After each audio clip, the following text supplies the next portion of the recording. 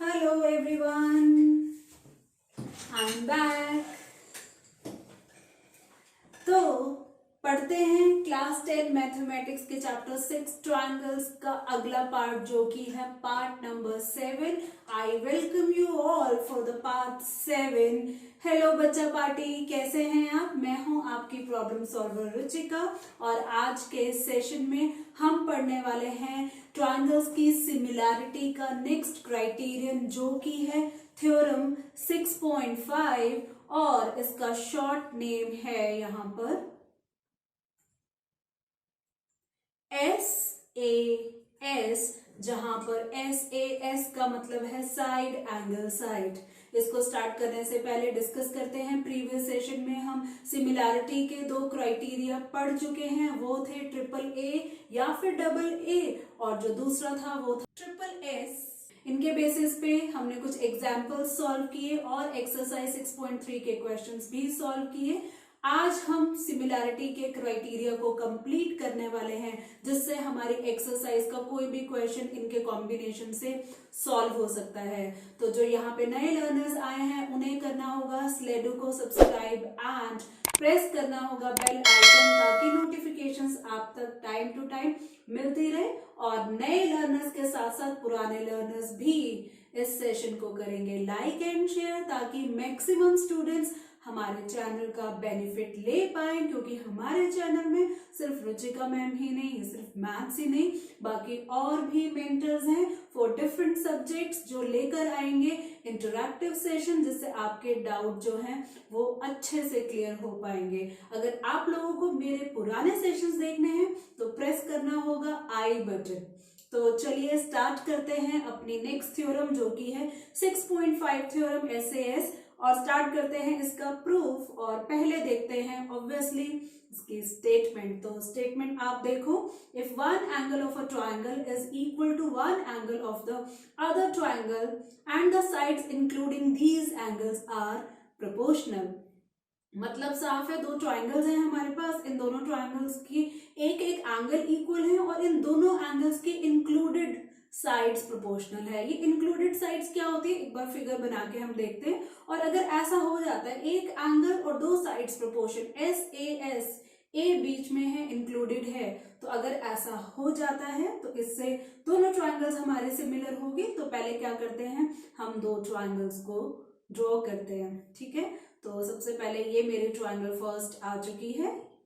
ये हो गई फर्स्ट ट्रायंगल और इस ट्रायंगल को करते हैं कॉपी पेस्ट. और आपको मालूम है कॉपी पेस्ट करने से तो हमारी कॉन्ग्रुएंट ट्रायंगल बनेगी, या तो इक्वल साइज की बन गई है.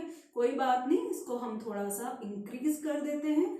कॉर्नर से इंक्रीज किया है तो सेम रेशियो में ही इंक्रीज हुआ है. डेफिनेटली ये दोनों सिमिलर ट्रायंगल्स ही हैं, बट फिगर से हमें शो नहीं करना है.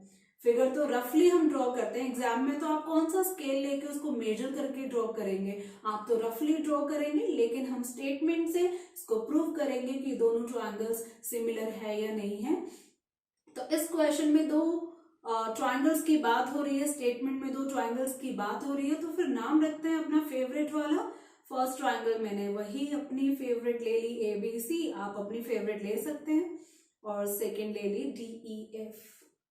ठीक है, तो इन दोनों ट्रायंगल में बोला गया है कि एक एक कॉरेस्पॉन्डिंग एंगल इक्वल है. तो हम क्या करते हैं, एंगल A और एंगल D को शो करेंगे. ठीक है, गिवन में हम लिखेंगे angle A equal to angle D है. अभी मैंने पहले बोला कि यहाँ पे इंक्लूडेड साइड्स मैं समझाऊंगी जब मैं फिगर बनाऊंगी, तो मैं फिगर बना चुकी हूँ.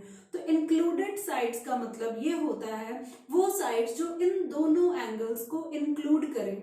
मतलब एंगल A है तो इसको इंक्लूड कौन से साइड्स कर सकते हैं, ऐसे कौन से दो साइड्स है जो इस एंगल को कैरी करेंगे, वो है AB एंड AC. AB और AC के बीच में है angle A.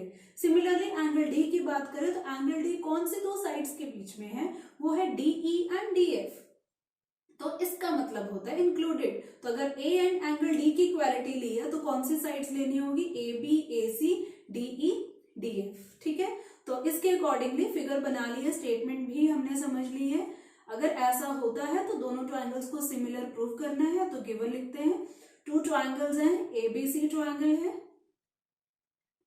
And triangle DEF.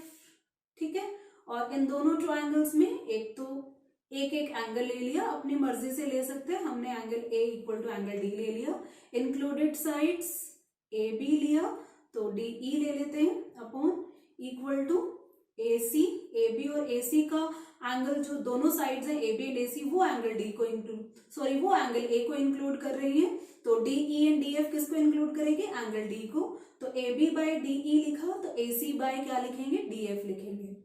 ठीक है, तो इंक्लूडेड वर्ड एकदम क्लियर होना चाहिए। तो ये हमारा गिवन हो चुका है। टू प्रूफ की बात करते हैं अब हम। ठीक है, टू प्रूफ तो सिंपल, दोनों ट्रायंगल्स को सिमिलर प्रूव करना है। Triangle A B C should be similar to triangle DEF। ठीक है, कंस्ट्रक्शन यहां पर भी है, यहां पर भी कंस्ट्रक्शन पीछा नहीं छोड़ रही है, लेकिन अच्छी बात यह है कि तीनों क्राइटेरिया जो हमारा है, फर्स्ट ट्रिपल ए हो, उसके बाद ट्रिपल एस हो, या अभी जो एस एस, तीनों की कंस्ट्रक्शन सेम है। और अब तक तो आपको समझ भी आ चुकी होगी क्या कंस्ट्रक्शन है। 2 पॉइंट्स लेने हैं, एक पॉइंट ले लिया P और एक पॉइंट ले लिया Q, लेकिन ये simple P and Q point नहीं है, स्पेशल पॉइंट्स है, स्पेशल डिस्टेंस पे रखे गए इस तरह से कि जो DP की जो लेंथ है वो AB के इक्वल और DQ की लेंथ AC के इक्वल। इतना तो अभी तक आपको समझ आ ही चुका है। और दोनों पॉइंट्स लेने के बाद ज्वाइन करना है दोनों को PQ लाइन फॉर्म करने के लिए, और यही सब कुछ हम लिखेंगे कंस्ट्रक्शन में। वही सेम लाइन जो पिछले दोनों थ्योरम्स में लिखी है, take points P and Q on the sides, मेरे साथ साथ लिख रहे होगे कमेंट बॉक्स में क्योंकि सेम ही कंस्ट्रक्शन है, on the sides DE and DF respectively, yes respectively, लेकिन बताना पड़ेगा such that DP equal to AB and DQ equal to AC। ठीक है, हो गया कंस्ट्रक्शन जो सब में सेम है। तो जल्दी से स्टार्ट करते हैं प्रूफ। आपको मालूम है जब हम प्रूफ में अपने स्टेप्स लिखना स्टार्ट करते हैं तो ज्यादातर कोशिश यही होती है कि गिवन ले, और क्योंकि कंस्ट्रक्शन भी लिए, कंस्ट्रक्शन भी लेंगे, दोनों को कंबाइन करके कोई कॉन्सेप्ट यहाँ पर अप्लाई करेंगे। पिछले दोनों थ्योरम की तरह ये थ्योरम भी डिफरेंट पार्ट्स में प्रूव होगी, डिफरेंट कॉन्सेप्ट्स लगाकर प्रूव होगी, तो एक के बाद कॉन्सेप्ट्स एक दूसरे के साथ रिलेट होते जाएंगे और हमें कॉन्सेप्ट क्लैरिटी होती रहेगी। एंड में आपको मैं फिर से एक बार रिवाइज करवाऊंगी कौन से स्टेप के बाद कौन सा स्टेप यूज हुआ, कौन से कॉन्सेप्ट के बाद कौन सा स्टेप हमने अप्लाई किया, तो इस तरह से हमारी जो कॉन्सेप्ट क्लैरिटी है वो बनी रहती है। ठीक है, तो हम बात करेंगे दोनों ट्राइंगल्स की, इन ट्राइंगल ABC एंड अब मैं जो दूसरे ट्राइंगल लेना चाहती हूँ, अभी मैं DEF नहीं लेना चाहती, मैं लेना चाहती हूँ यहाँ पर DPQ। ठीक है, अब मुझे बताओ AB और AC किसके इक्वल है, लिखोगे कमेंट सेक्शन में, है ना। और रीजन, कंस्ट्रक्शन AB DP के इक्वल है और AC DQ के इक्वल है, रीजन यहाँ पर है कंस्ट्रक्शन। ठीक है, पहला कॉन्सेप्ट मैंने अप्लाई करना स्टार्ट कर दिया, बताया नहीं है कि मैं कॉन्सेप्ट लगा कौन सा रही हूं, आपको पता है तो फिर लिख लो ना कमेंट सेक्शन में। बेसिकली मैं दोनों ट्रायंगल्स को, ठीक बोल रहे हो आप कमेंट सेक्शन में, दोनों ट्रायंगल्स को बेसिकली मैं कॉन्ग्रुएंट प्रूव करना चाहती हूँ। और कॉन्ग्रुएंसी में ये दो चीजें जो है वर्क नहीं करेंगी, एक और चीज चाहिए, दो साइड्स तो हैं, या तो तीसरी साइड मिल जाए या दोनों साइड के बीच का कोई एंगल मिल जाए जो कि है angle A and angle D। Angle A and angle D तो हमें गिवन ही है इक्वल, तो यहाँ तो बात बन गई हमारी, angle A equal to angle D, ये तो गिवन है। ठीक है, तो इस थ्योरम को प्रूव करने वाला जो पहला कॉन्सेप्ट है वो है कॉन्ग्रुएंसी, और कॉन्ग्रुएंसी किसकी, triangle ABC and triangle DPQ। तो हम लिखेंगे therefore triangle ABC is congruent to triangle, लेकिन लिखने से पहले इसका कॉरेस्पॉन्डेंस चेक कर लेते हैं। एंगल से आइडिया हो जाता है, A का D है तो लिख दिया D। अब AB में A का D है तो B का P, ठीक है, तो ये DPQ। ठीक है, और रीजन कॉन्ग्रुएंसी का कौन सा क्राइटेरियन है, ये SAS पढ़ा हुआ है ना क्लास 9 में, तो हमने SAS कॉन्ग्रुएंसी से दोनों ट्रायंगल्स को कॉन्ग्रुएंट प्रूव कर दिया। ठीक है, अब हम इस कॉन्सेप्ट को थोड़ी देर बाद यूज करेंगे, आगे चलते हैं हम गिवन में हमें एक और चीज मालूम है, A B by D E equal to A C by D F. इसको भी लेके चलते हैं। इसको क्यों छोड़े हम, तो क्योंकि कंस्ट्रक्शन का कॉन्सेप्ट भी यूज कर लिया, ए एंगल जो है वो डी के इक्वल है, ये कॉन्सेप्ट भी यूज कर लिया। अब जो चीज बची है गिवन में उसको क्यों छोड़े, A B by D E equal to A C by D F है, तो वो हम लिख देते हैं A B by D E equal to A C by D F. यही गिवन हमने लिखा। अब इस गिवन से क्या हम लेकर आ सकते हैं, अब हम कॉन्सेप्ट 2 की तरफ बढ़ रहे हैं। पहला कॉन्सेप्ट जो है हमने लगाया कॉन्ग्रुएंसी। अब ये जो दूसरा कॉन्सेप्ट है इसमें मैंने गिवन के साथ साथ मैं क्या करती हूँ, कंस्ट्रक्शन की हेल्प लेती हूँ।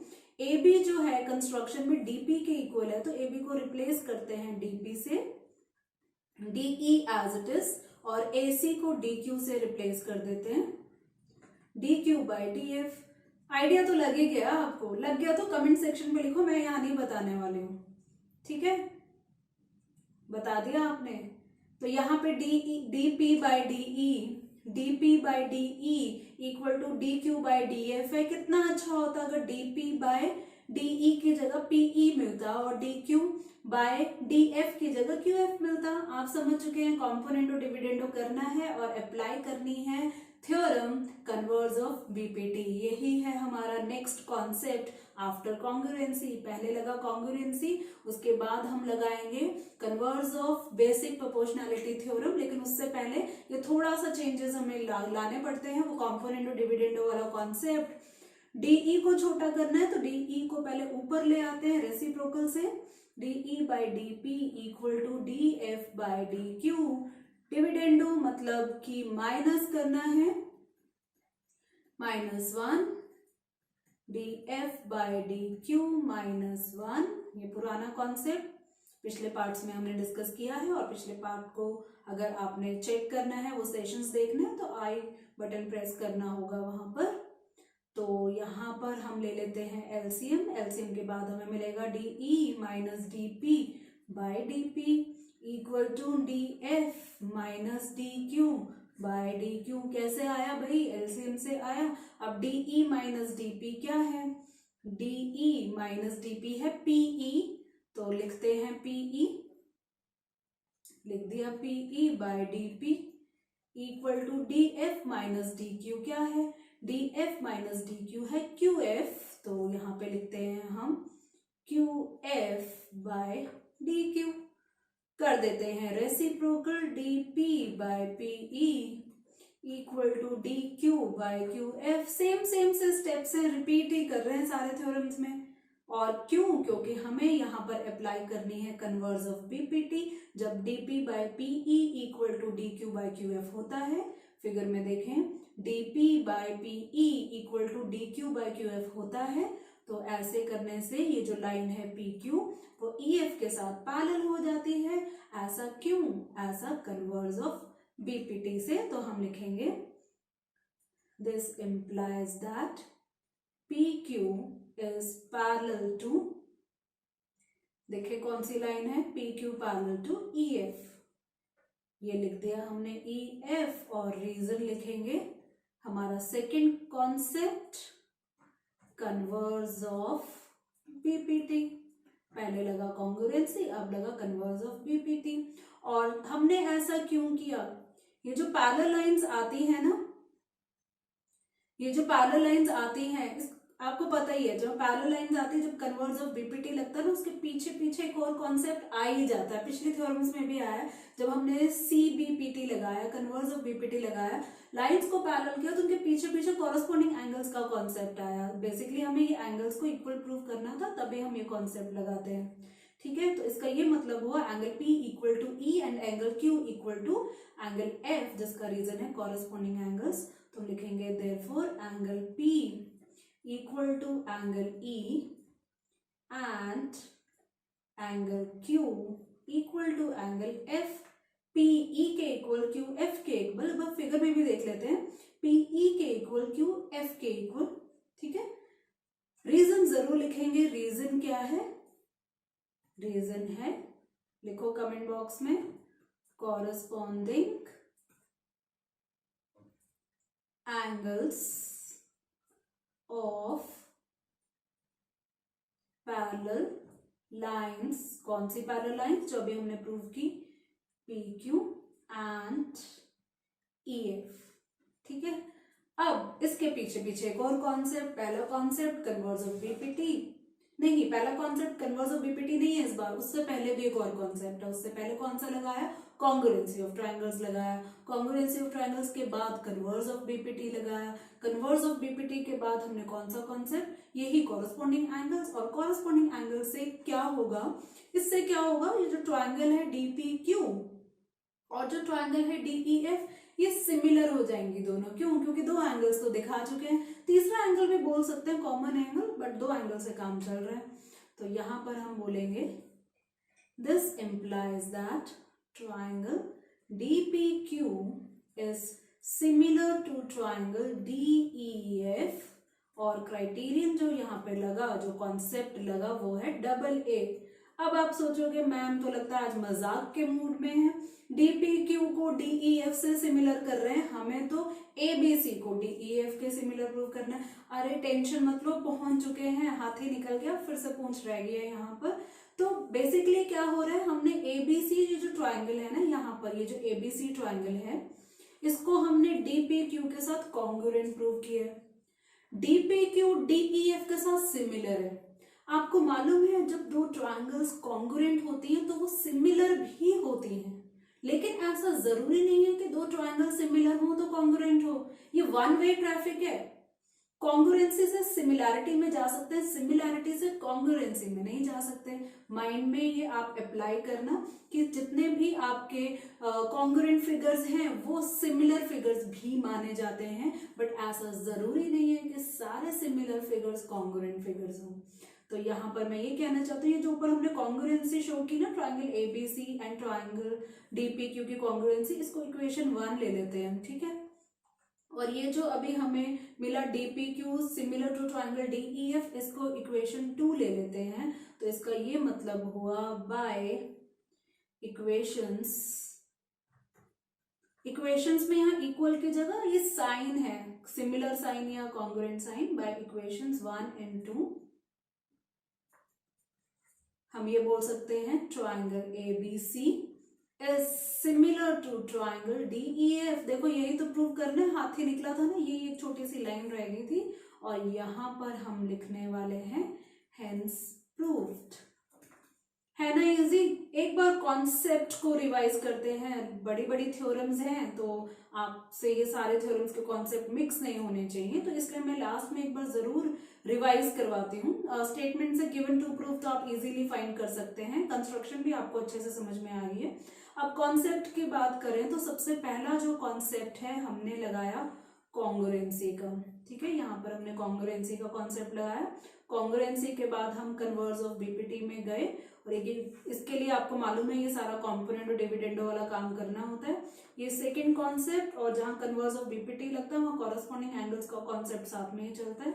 कॉन्सेप्ट 3 आया, और यहाँ पर एक कॉन्सेप्ट हमने यूज किया कॉन्सेप्ट 4। यहाँ पर मैं बता देती हूँ क्या किया, पहले वर्बली बताया था, अब लिखकर बता देती हूँ। ये सारे कॉन्सेप्ट आप वहां दिखाओगे नहीं, आप तो बस ऐसे ही सॉल्व करोगे जैसे मैंने किया। कॉन्सेप्ट 4 में हम ये बोलते हैं कि all congruent figures are similar but all similar figures are not necessarily congruent। जरूरी नहीं है, मालूम नहीं है, बता नहीं सकते। ठीक है, तो ये जो फर्स्ट वाला पार्ट है ना कि कॉन्ग्रुएंट फिगर सिमिलर होते हैं, तो हम वो वाला कॉन्सेप्ट यूज कर लेते हैं। ऊपर हमने कॉन्ग्रुएंसी में शो किया triangle ABC is congruent to D P Q, तो सिमिलर टू डीपीक्यू, और इधर डीपीक्यू कह रहा है सिमिलर टू डीईएफ, तो इसका ये मतलब हुआ triangle ABC is similar to triangle DEF. ठीक है, तो हमारे यहाँ पे टोटल 4 कॉन्सेप्ट जो हैं यूज हुए हैं। ठीक है, पहला कॉन्सेप्ट हमारा यूज हुआ है कॉन्ग्रुएंसी का, और कॉन्ग्रुएंसी हमने यहाँ पे लगाई SAS। उसके बाद कन्वर्स ऑफ बीपीटी, और कन्वर्स ऑफ बीपीटी के बाद congruent angles. CA chartered accountant नहीं है, कॉन्ग्रुएंट एंगल्स है, मैथ्स की बात हो रही है। और कॉन्सेप्ट नंबर 4 ये जो अभी हमने डिस्कस किया है यहाँ पर, all congruent figures are similar but all similar figures are not necessarily congruent. तो जब आप ये थ्योरम को प्रूव करने लगोगे तो ये चारों कॉन्सेप्ट्स को माइंड में रखना, और करना क्या है, एक फ्लो में आपने इसको प्रूव करना है। पहले आपने फर्स्ट कॉन्सेप्ट लगाना है, उसके पीछे पीछे सेकंड लगाना है, उसके पीछे थर्ड लगाना है, उसके पीछे फोर्थ लगाना है, और यहाँ पे हमारे क्वेश्चन का द एंड हो जाएगा। द एंड ही तो करना है, हमने अपनी प्रॉब्लम को सॉल्व करना है, क्योंकि मैं आपकी हूँ problem solver. So theorem SAS prove हो चुकी है। बढ़ते हैं एग्जाम्पल जो एसएएस पे बेस्ड है। देखते हैं एग्जाम्पल 6 और पढ़ते हैं इसकी स्टेटमेंट है। इन फिगर 6.31 एनसीईआरटी की बुक का जो 6.31 हमारा फिगर है वो यहाँ पे शो भी हो रही है। तो 6.31 आप देख सकते हैं, फिगर यहाँ पे ड्रॉन है, और इस फिगर में बात हो रही है OA into OB equal to OC into OD, show that angle A equal to angle C and angle B equal to angle D। तो ठीक है, कोई बात नहीं, गिवन लिखते हैं हम पहले, फिगर तो पहले से ही ड्रॉन है। गिवन टू प्रूव इजीली हम स्टेटमेंट से कॉपी कर सकते हैं। गिवन में हमें OA into OB mathematical form में ही है, कोई टेंशन वाली बात नहीं है, एज इट इज हमने कॉपी पेस्ट ही कर दिया, और टू प्रूव भी कॉपी पेस्ट कर देते हैं, बिल्कुल सेम टू सेम लिखना है। Angle A equal to angle C आना चाहिए, और angle B equal to angle D आना चाहिए। और आपको मालूम है कि एसएएस की बात कर रहे हैं तो एसएएस से ही ये हमारा सॉल्व होगा। तो प्रूफ की तरफ सीधा चलते हैं। यहाँ पे दो ट्राइंगल्स फॉर्म हो रही है, स्ट्रेट लाइन है बेसिकली, ये जो CD है स्ट्रेट लाइन है, और जो AB है स्ट्रेट लाइन है। स्ट्रेट लाइन के कॉन्सेप्ट से ये जो एंगल है यहाँ पर ये इक्वल हो जाएंगे। आपको मालूम है ये वर्टिकली ऑपोजिट एंगल्स का कॉन्सेप्ट हो जाएगा। तो एंगल का कॉन्सेप्ट तो हमने यहाँ पे लगा दिया, और ये गिवन का कॉन्सेप्ट और हम यूज कर लेंगे, और जो उन्होंने पूछा है वो प्रूव हो जाएगा। अब ये जो दोनों ट्राइंगल्स है ना, मैं यहाँ पर हाईलाइट करने की बजाय ना आपके लिए ट्राइंगल्स ना ड्रॉ ही कर देती हूँ, ठीक है, डिफरेंट कलर से ड्रॉ कर देती हूँ, आपके लिए थोड़ा सा इजी हो जाएगा समझना। तो ये एक ट्राइंगल मैंने ले ली। एक ट्राइंगल हमारे पास जो है बेसिकली एक छोटी है, और एक ट्राइंगल बड़ी है, ठीक है। तो ऐसे हम दो ट्राइंगल्स बना लेते हैं। फिगर को रिफॉर्म कर रहे हैं, उसके दो ट्राइंगल्स को मैं क्या कर रही हूँ, जुदा कर रही हूँ, दोनों जुड़े हुए हैं उनको अलग कर दिया मैंने, ठीक है। जो हमारे ट्राइंगल्स के नेम है, यहीं से जो छोटी वाली ट्राइंगल है OAD है, तो यहाँ पर हम लिख लेते हैं OAD, और दूसरी ट्राइंगल है OBC,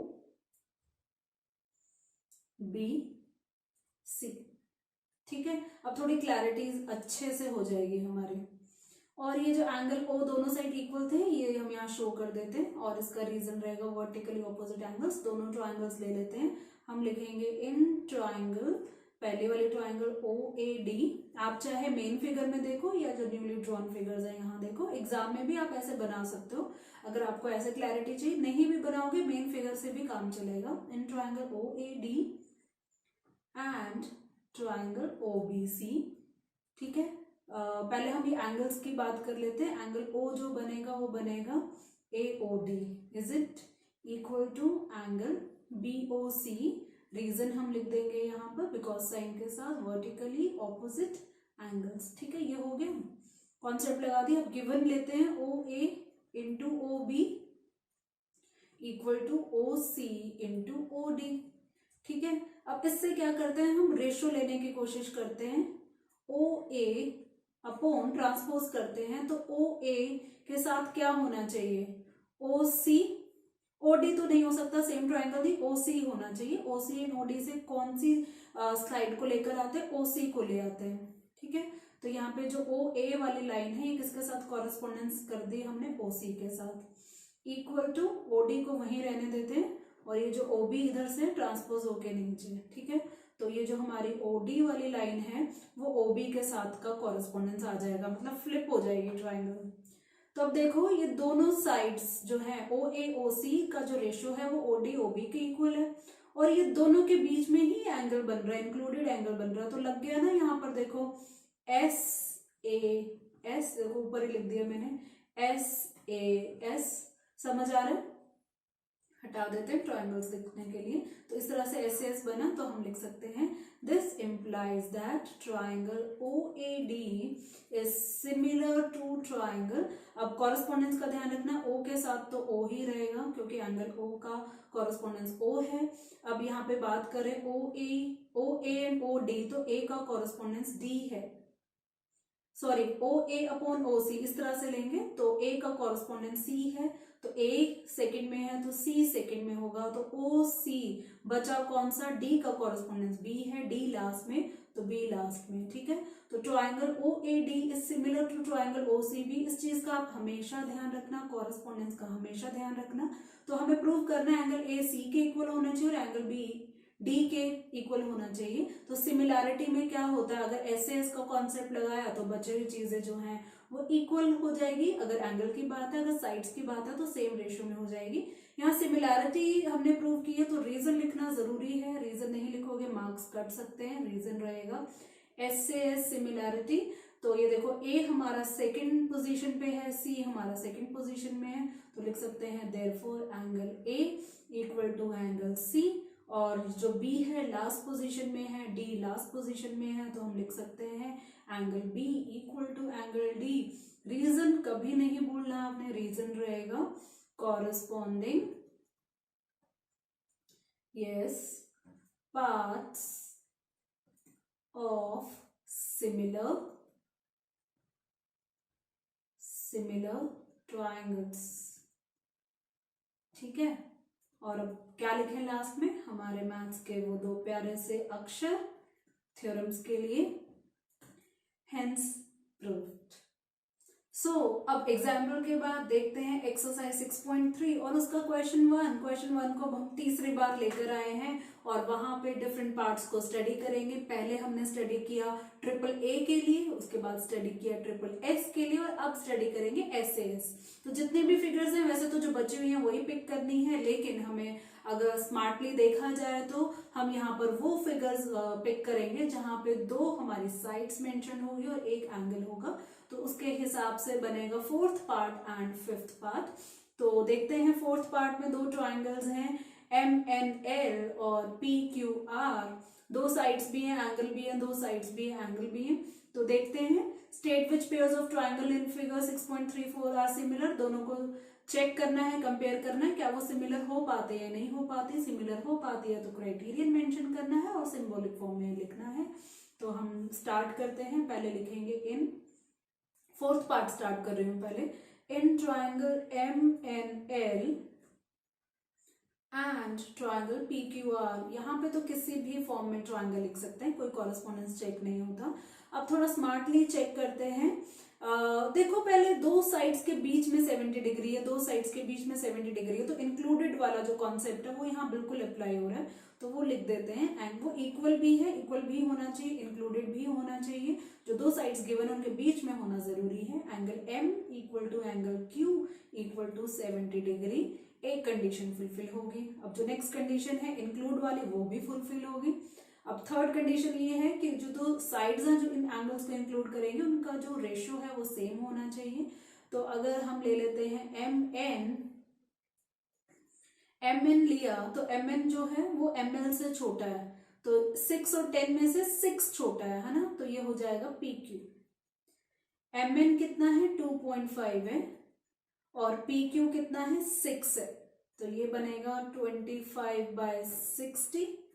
कट कर सकते हैं 5 के टेबल पे हम, 5 5s are 25, 5 1s are 5, 5 2s are 10, ये हो गया हमारा 5/12 का रेशियो आ चुका है। कुछ बात बन तो नहीं रही है बट देखते हैं। MN/PQ 5/12 आ गया। अब दूसरी साइड MN ले ली तो दूसरी साइड ML हो जाएगी। लॉन्ग वाली साइड 5 है तो PQR में लॉन्ग वाली साइड 10 है, वो है QR। ML की वैल्यू है 5 और QR की वैल्यू है 10 और ये कैंसिल आउट हो गया 1/2, तो कुछ इक्वल नहीं मिला है। ऑल्दो एंगल इक्वल है, एंगल्स दोनों ट्राइंगल्स के इक्वल हैं, बात बन रही है, इंक्लूडेड है बन रही है, बट ये साइड्स का जो रेशियो है ना वो इक्वल नहीं हो पाया। तो यहां पर हम बोल सकते हैं दिस इम्प्लाइज दैट, क्या बोलेंगे हम, एम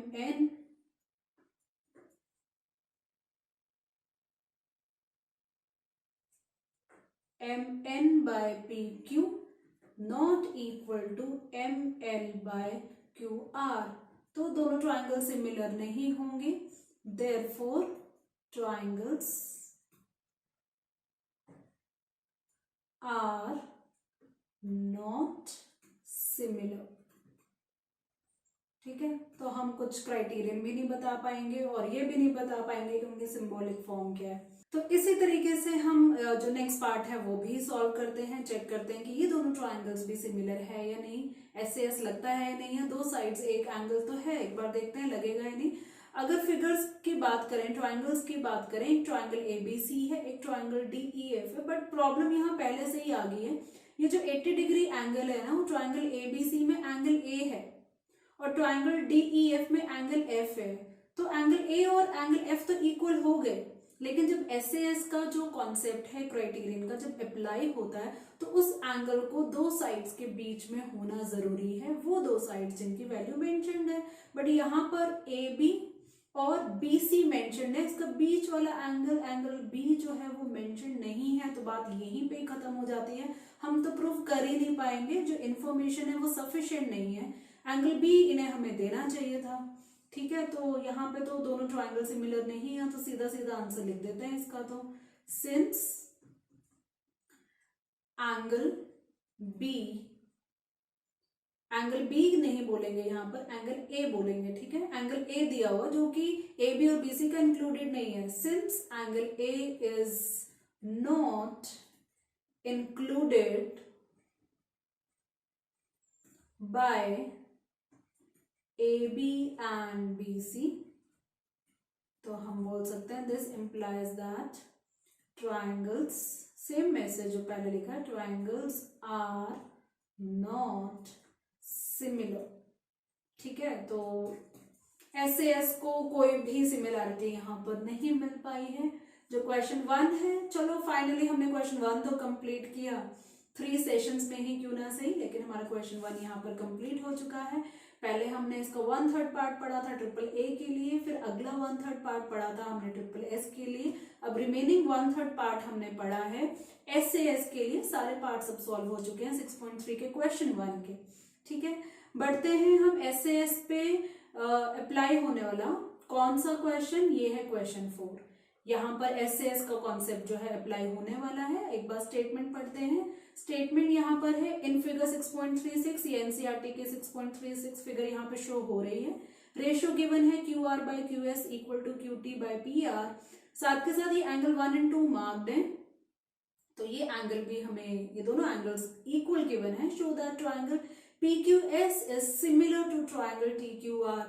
क्या करते हैं, ये जो ट्राइंगल्स इन्होंने यहाँ बीच में ऐसे एकदम मिक्स करके दिए, इन दोनों को ना बाहर अच्छे से ड्रॉ करते हैं। ठीक है, तो मैं आपके लिए दोनों ट्राइंगल्स को एक बार ड्रॉ करती हूँ।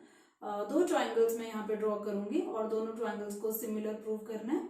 तो इस तरह से मैं 2 ट्राइंगल ले लेती हूँ और जो दूसरी ट्राइंगल है कॉपी पेस्ट तो किए, थोड़ा सा ड्रैग करके इसको मैं इंक्रीज कर देती हूँ। बाकी साइज का कुछ पता नहीं है, फिगर के बीच में से ये दोनों ट्राइंगल्स निकल रही हैं। तो जैसे क्वेश्चन में पूछा है PQS सिमिलर टू TQR, तो ऐसे ही लिख देते हैं। ठीक है, इसको PQS इस ट्राइंगल का नाम ले लेते हैं जो इसी के बीच में से निकली है। मैं समझाऊंगी इसके बीच में से कैसे ये निकल कर आई है। और सेकेंड ट्राइंगल है TQR।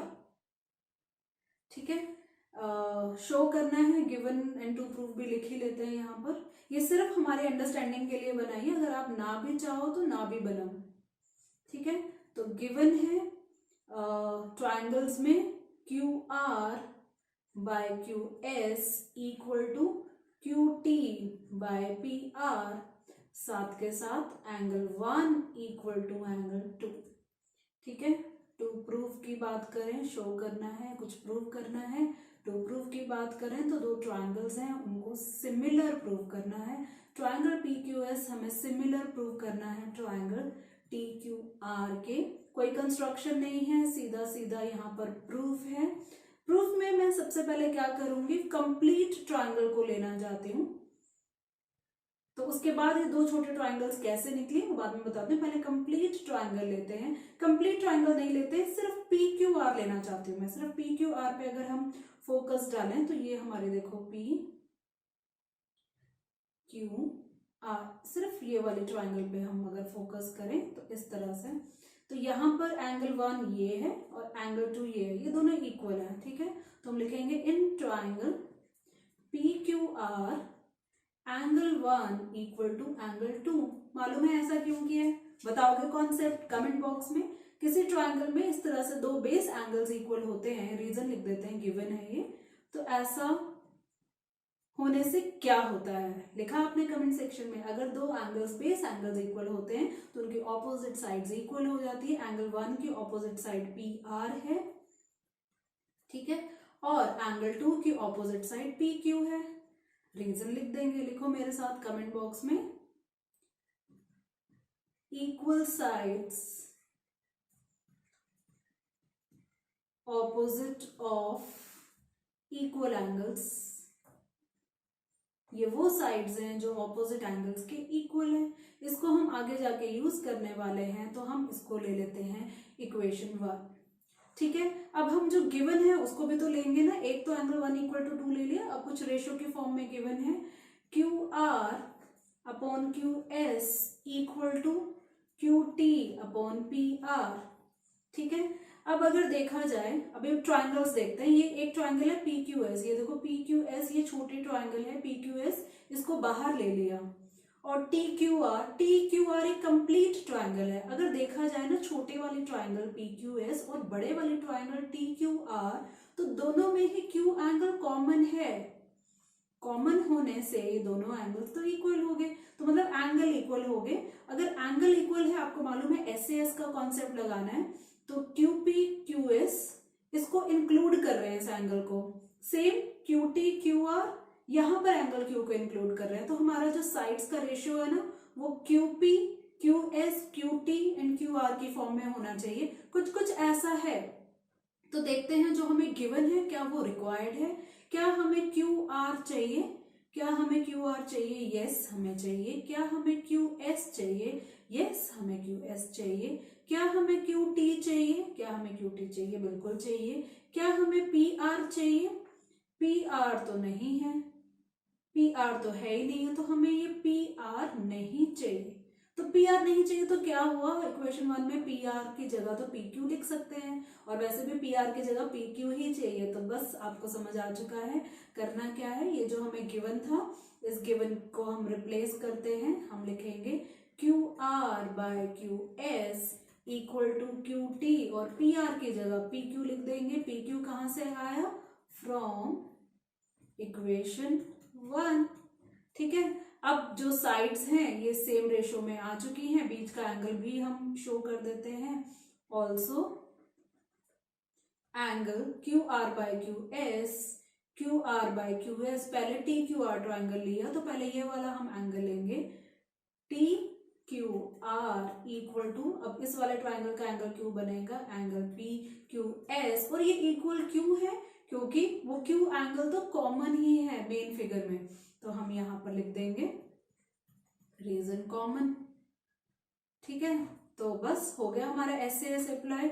दोनों साइड्स इंक्लूडेड साइड्स का रेशियो इक्वल है, और वो इंक्लूडेड एंगल जो है वो इक्वल है।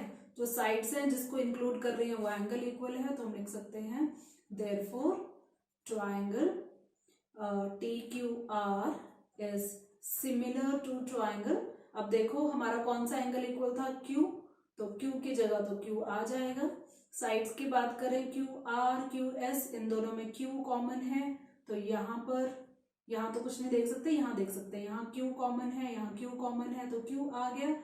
तो क्यू की जगह क्यू है तो आर की जगह टी है, आर लास्ट में है तो टी लास्ट में आएगा यहाँ पर, और अगर टी लास्ट में है तो हमारा बचा क्या, ऊपर अगर हम ट्राइंगल्स देखें टी क्यू आर और पी क्यू एस हमें करना था, तो ये तो सेम ही हो जाएगा, है ना। तो हम तो एक ही ट्राइंगल को ही दूसरी ट्राइंगल से सिमिलर कर रहे हैं, ऐसा नहीं होगा। देखते हैं टी क्यू आर किसके साथ होगा, क्यू की जगह तो क्यू आ जाएगा हमारा, डेफिनेटली आ जाएगा। अब यहाँ पर हम बात करेंगे क्यू का कॉरस्पॉन्डेंस क्यू है तो आर का एस है, तो आर की जगह यहाँ एस आएगा। ठीक है, तो क्या बचा, क्यू हो गया एस हो गया तो पी बचा। तो हमारी कौन सी ट्रायंगल बनी यहाँ पर पी क्यू एस, वही तो हमें प्रूव करना है। P Q S similar to triangle T Q R, सीधा लिखते हैं, और triangle P Q S similar to triangle T Q R. बिल्कुल आपने कॉरस्पॉन्डेंस का एकदम खास ध्यान रखना है, कंफ्यूजन नहीं होनी चाहिए। आप बार बार कॉन्सेंट्रेट करो और कॉरस्पॉन्डेंस चेक करो। हमारा यहाँ पे प्रूव हो चुका है। तो लास्ट के दो मैथ्स के फेवरेट वर्ड्स हमारे हेंस प्रूव्ड। तो ये था हमारा एक्सरसाइज 6.3 का क्वेश्चन नंबर 4। अभी आगे और भी क्वेश्चंस बाकी हैं और मैं चाहूंगी कि यहाँ पे थोड़ा सा ब्रेक ले लिया जाए। जितने भी क्वेश्चंस, जितने भी थ्योरम हमने पढ़े हैं उनकी थोड़ी सी प्रैक्टिस हो जानी चाहिए। ठीक है, तो जाओ प्रैक्टिस करके कल सेम टाइम पे आना और मुझे यहाँ पे बोलने दो कीप रिवाइजिंग, कीप प्रैक्टिसिंग, और साथ के साथ मैं बोलूंगी